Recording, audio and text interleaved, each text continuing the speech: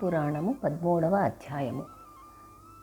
శివుడు పార్వతికి మాఘమాస మహాత్మ్యమును వివరించుట. వశిష్ఠుల వారు మార్కండేయుని వృత్తాంతమును, శివలింగాకార వృత్తాంతమును వివరించిన తరువాత ఇంకనూ వినవలనని కుతూహలుడైన దిలీపునకు మరల ఇట్లు ప్రశ్నించెను. మహాముని, ఈ మాఘమాస మహాత్మ్యమును ఇంకనూ వినవలనని కోరిక ఉదయించుచున్నది, కాన సెలవిండు అని ప్రార్థించగా వశిష్ఠుడు ఇట్లు చెప్పుసాగాను. మున్ను పార్వతీదేవి శివుడును నారదునకు బ్రహ్మ మాఘమాస మహాత్మ్యం గురించి చెప్పియున్నారు. గాన శివుడు పార్వతికి చెప్పిన విధమును వివరించెదను వినుము. ఒకనాడు పరమశివుడు గణాధి సేవితంబును నానారత్న విభూషితంబును నాగు కైలాస పర్వతమందలి మందార వృక్ష సమీపమున ఏకాంతముగా కూర్చొని ఉన్న సమయమున జగజ్జననియగు పార్వతీదేవి వచ్చి భర్త పాదములకు నమస్కరించి, స్వామి, మీ వలన అనేక పుణ్య సంగతులు తెలుసుకొనింటిని, కానీ ప్రయాగక్షేత్ర మహాత్మ్యమును, మాఘమాస మహాత్మ్యమును వినవలనని కోరిక ఉన్నది. కాన ఈ ఏకాంత సమయమున ఆ క్షేత్ర మహిమలను వివరింప ప్రార్థించుచున్నాను అని వేడుకొనగా పార్వతీపతియగు శంకరుడు మందహాసంతో ఇట్లు వివరించెను. దేవి, నీ అభీష్టమును తప్పక నెరవేర్చెదను, శ్రద్ధగా వినుము. సూర్యుడు మకర రాశి యందు ఉండగా మాఘమాసమందు ప్రాతకాలమున ఏ మనుజుడు నదిలో స్నానం చేయునో అతడు సకల పాపముల నుండి విముక్తుడగుటయే కాక జన్మాంతమునందు మోక్షమును పొందును. అటులనే మాఘమాసంలో సూర్యుడు మకర రాశి యందు ఉండగా ప్రయాగక్షేత్రమునందు ఏ నరుడు స్నానమాచరించునో అతనికి వైకుంఠ ప్రాప్తి కలుగును. అంతేగాదు, జీవనది ఉన్నా లేకున్నా కడకు పాదం మునుగునంత వరకు నీరు ఉన్న చోట గాని తటాకమందు గాని మాఘమాసంలో ప్రాతకాల స్నానము గొప్ప ఫలమును ఇచ్చుటయే కాక సప్త మహాపాపములు విచ్చిపోవును. రెండవ రోజు స్నానం చేసిన విష్ణులోకమునకు పోవును. మూడవ నాటి స్నానం వలన విష్ణు దర్శనం కలుగును. మాఘమాసమందు ప్రయాగక్షేత్రమందు గల గంగానదిలో స్నానమాచరించిన ఎడల ఆ మనుజునకు మరుజన్మ అనున్నది ఉండదు. దేవి, మాఘమాస స్నాన ఫలితము ఇంతయని చెప్పజాలను. మాఘమాసమందు భాస్కరుడు మకర రాశి యందు ఉండగా ఏది అందుబాటులో ఉన్నా, అనగా నది గాని, చెరువు గాని, నుయ్యి గాని, కాలువ గాని, లేక పాదము మునుగునంత నీరున్న చోట గాని ప్రాతకాలమున స్నానమాచరించి సూర్యభగవానునకు నమస్కరించి తనకు తోచిన దాన ధర్మములు చేసి శివాలయమునకు గాని విష్ణువాలయమునకు గాని దీపము వెలిగించి భక్తి శ్రద్ధలతో అర్చన చేసిన మానవులకు వచ్చు పుణ్యఫలం అంతింతా కాదు. ఏ మానవునికైనా తన శరీరంలో శక్తి లేక నడువలేనటువంటి వాడు గోవు పాదం మునుగునంత నీరున్న ఏ సెలయేటి నందైనను కడకు బావి అందైనను స్నానమాచరించి శ్రీహరి దర్శనము చేసినచో అతడి కష్టములు అనుభవించుచున్నను వాని కష్టములు మేఘము వలె విడిపోయి ముక్తుడగును. ఎవరైనా తెలిసి కాని తెలియక కాని మాఘమాసంలో సూర్యుడు మకర రాశి యందు ఉండగా నదీ స్నానం ఆచరించిన ఎడల అతనికి అశ్వమేధ యాగం చేసినంత ఫలము దక్కును. అదియునుగాక మాఘమాసమంతటా ప్రాతకాలమున నదిలో స్నానం చేసి శ్రీమన్నారాయణుని పూజించి సాయంకాలమున కాని దీపం వెలిగించి ప్రసాదం సేవించిన ఎడల అతనికి తప్పక విష్ణులోక ప్రాప్తి కలుగుటయే కాక పునర్జన్మ ఎన్నటికీ కలుగదు. ఇటులా ఒక్క పురుషుడే కాక స్త్రీలు కూడా ఆచరించవచ్చును. మానవుడు నరజన్మమెత్తిన తరువాత మరల ఘోర పాపములు చేసి మరణానంతరము రౌరవాది నరక బాధలు అనుభవించుట కంటే తాను బ్రతికి ఉన్నంతకాలం మాఘమాసమందు నదీ స్నానం చేసి దాన పుణ్యములు ఆచరించి వైకుంఠ ప్రాప్తి నందుట శ్రేయస్కరం గదా. ఇదే మానవుడు మోక్షము పొందుటకు దగ్గర మార్గం. కాన ఓ పార్వతి, ఇంకనూ వినుము.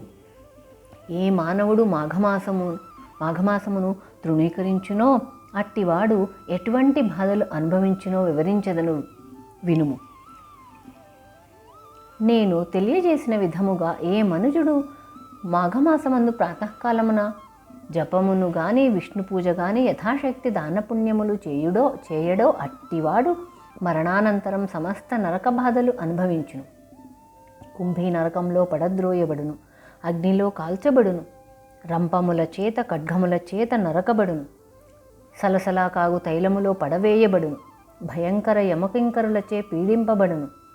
ఈ స్త్రీ వేకుమ జామునే లేచి తన కాలకృత్యములు తీర్చుకొని నదికి పోయి స్నానం చేసి సూర్య నమస్కారము విష్ణు పూజ చేసి తర్వాత తన భర్త పాదములకు నమస్కరించి అత్తమామలకు సేవలు చేయునో అట్టి ఉత్తమ స్త్రీకి ఐదవతనం వర్ధిల్లి ఇహమందు పరమందు సర్వ సౌఖ్యములు అనుభవించును. ఇది ముమ్మాటికి నిజం. మాఘమాసమందు ఏ స్త్రీ అటుల చేయదో అట్టి స్త్రీ ముఖం చూచిన సకల దోషములు కలుగుటయే కాక ఆమె పంది కుక్క జన్మమెత్తి హీనస్థితి నొందును. మాఘమాస స్నానమునకు వయోపరిమితి లేదు. బాలుడైనను యువకుడైనను వృద్ధుడైనను స్త్రీ అయినను బాలిక అయినను జవ్వని అయినను మాఘ స్నానం ఆచరించవచ్చును. ఈ మాసమంతయు కడునిష్ఠతో ఉండిన కోటి యజ్ఞములు చేసినంత పుణ్యం కలుగును. ఇది అందరికీ శ్రేయోదాయకమైనది. పార్వతీ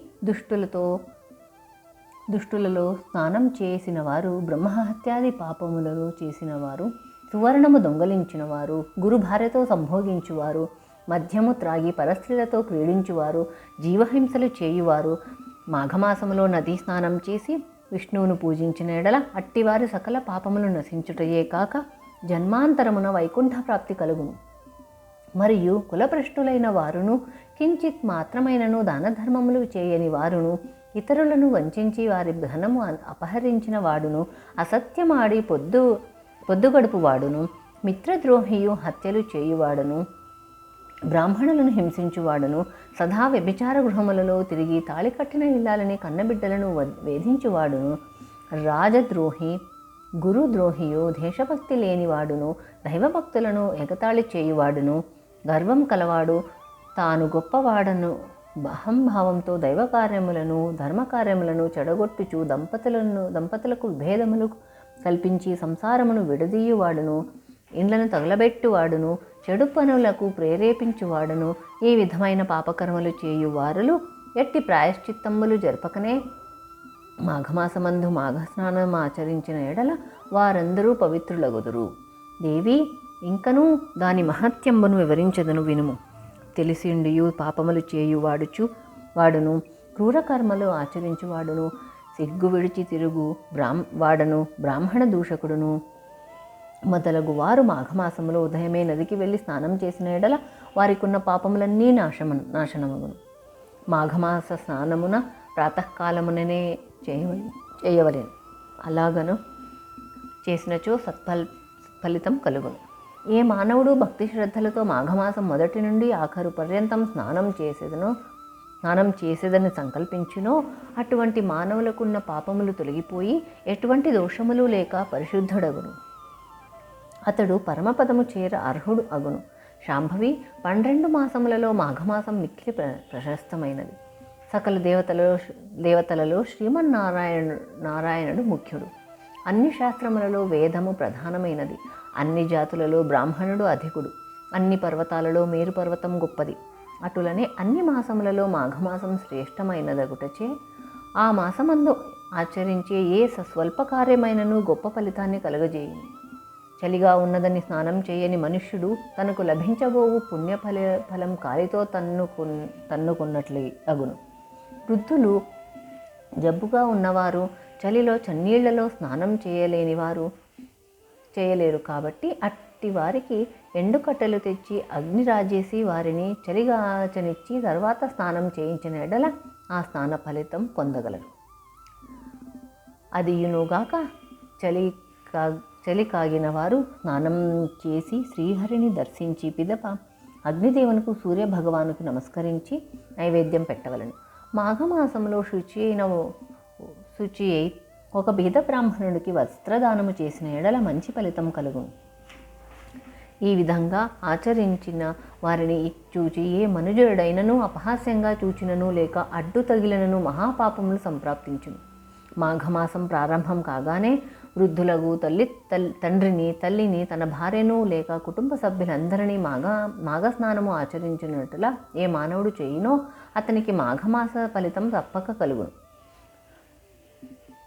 ఆ విధంగానే బ్రాహ్మణుని కానీ, వైశ్యుని కానీ, క్షత్రియుని కానీ, శూద్రుని కానీ మాఘస్నానం చేయమని చెప్పిన ఎడల వాడు పుణ్యలోకం పోవుటకు ఏ అడ్డంకులు ఉండవు.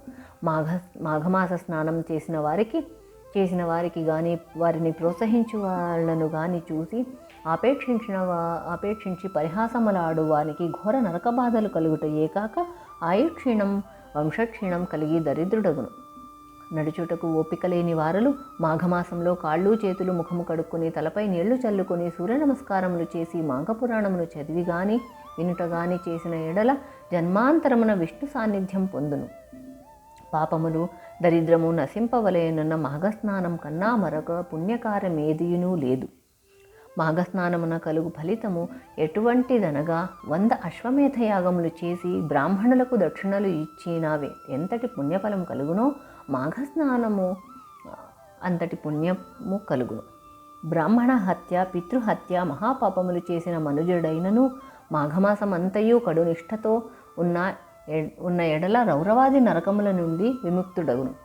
కనుక ఓ పార్వతి, మాఘమాస స్నానము వలన ఎట్టి ఫలితము కలుగునో వివరించి తిని, కావున నే చెప్పిన రీతిని ఆచరించుము.